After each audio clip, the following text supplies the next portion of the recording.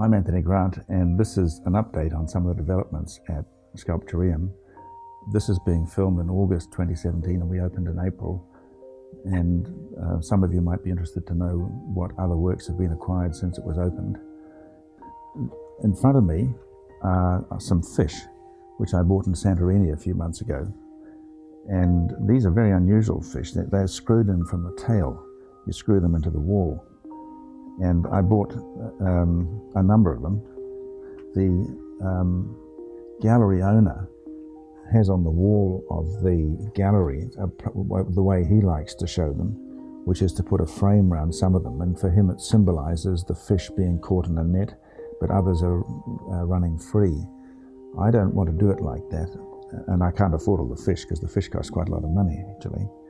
So what I did was to have this board prepared, and I cut out some post-it pads and coloured them, and they, for the different sizes of the fish, there's small, medium and large, and the little pink ones signify the small types, and the orange ones signify these medium-sized ones, and the purple ones signify the big guys. Now I have no idea whether this will come out right, but that's how I'm going to try it. And my installer will screw them in, and hopefully it'll work. If not, we'll try again and do something else. The artist himself is extremely able. He lives in Athens, but he's got only now, I think, one studio in Santorini.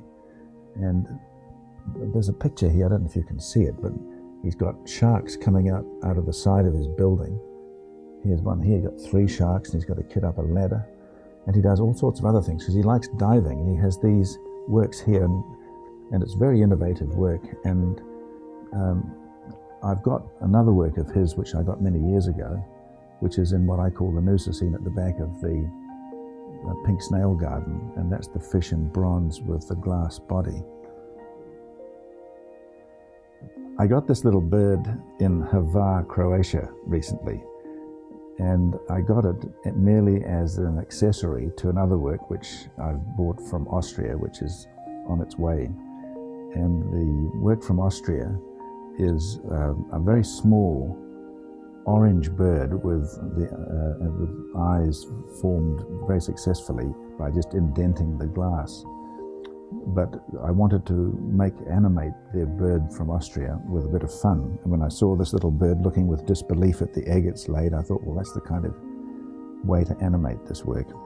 This carving I got in Santorini from another gallery. These are all pieces of olive wood which have been glued together. And the artist has done quite a lot of this head, works with this head. But this one was not complete, and I thought it looked far more interesting. And one of the things which interests me about this is where the shadow falls, because if you have the full light on it, it has one impression, but as you bring it forward and the light falls selectively, you get all of the shadows on of these carvings. And I thought that it looked a great deal more interesting in this unfinished state, which they didn't want to sell to me, than in the finished state. And what I'm going to do with this work is mount it. And I've had this black board made to kind of define it, like this, somehow.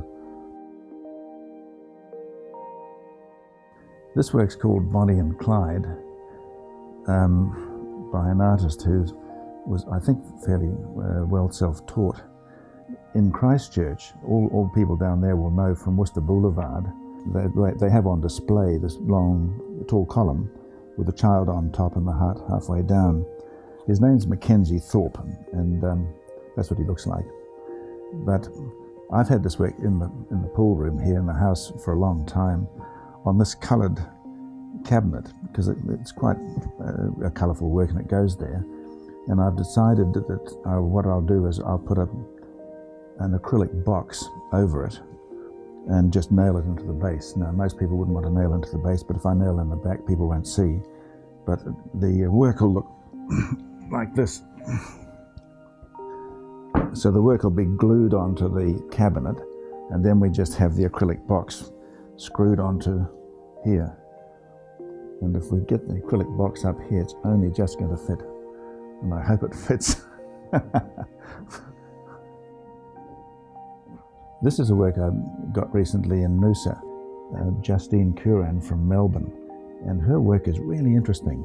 She works with paper, but it's enormously detailed, and it must take her weeks to do some of these works. And she's got here 2 butterflies done with little rolls of paper. And this is called a hansa, which is from the Middle East, an amulet. And she's worked with these shapes, actually. But this is one of the more colourful works that she's made, with these wonderful pinks and yellows and greens. And over here are some pictures I have of her making these types of works. But it's a unique form of artistry, and I don't think anyone would sort of even contemplate that you could be so detailed with paper as she has been. Now, this is one of 3 works which I've brought from Seattle, from Marita Dingus. This is her here. There's 4 photographs showing some of her works. And this work she's used, I think, kind of computer card, and she's done that for part of the hair. And this is the rope that she's put around the head. And the head is a little plate, and she's painted the eyes and nose and mouth behind. And she has all the little card for the frilly stuff around here. And I'm not even sure what all these pieces are, but she's very inventive. And she's got champagne corks for champagne cages for the ankles, and she's cut out some feet in the plastic, in yellow plastic. And then this is another work of hers called Fabric Girl. And here, this work is similar, but there's the head, and I don't know what all these pieces are actually, what these things are for the bottom of the feet, but she's got all of these different pieces of fabric which she's put together. And I quite like this because it shows how inventive people can be with waste materials, and how productive they can be. And there's a third one which hasn't arrived yet, which is mainly made of corks. And I just thought this is very inventive and interesting, and we'll have some of her works. This is an eagle that I got in Calistoga, which is the town at the top of the Napa Valley, from a craft shop there.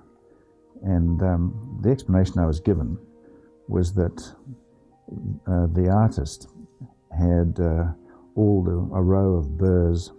This is a tree burr. It's the kind of thing where a tree gets cancer, and you get these unusual growths. And he would walk back and forth day after day, year after year actually, seeing what he could make out of this burr and all the other ones. And he eventually worked out he could do an eagle out of this one. And it's very interesting because you can't do the whole wing because it's exposed, but it makes the wing look so much more interesting. At the top here, you've got a gap where he couldn't finish off the head, but it doesn't harm the head. And he's got very powerful eyes and a beak on this bird. And if you turn it round, you can see the rough burr because he couldn't do anything with this part. But from display, you don't really see that because it's going to be displayed from the front. And around the side, you can see all the rough burr. And that's more or less the kind of thing that he would have been looking at as he walked past these pieces of wood day after day, wondering, what can I do with this kind of thing? And I thought it's a wonderfully inventive way to work.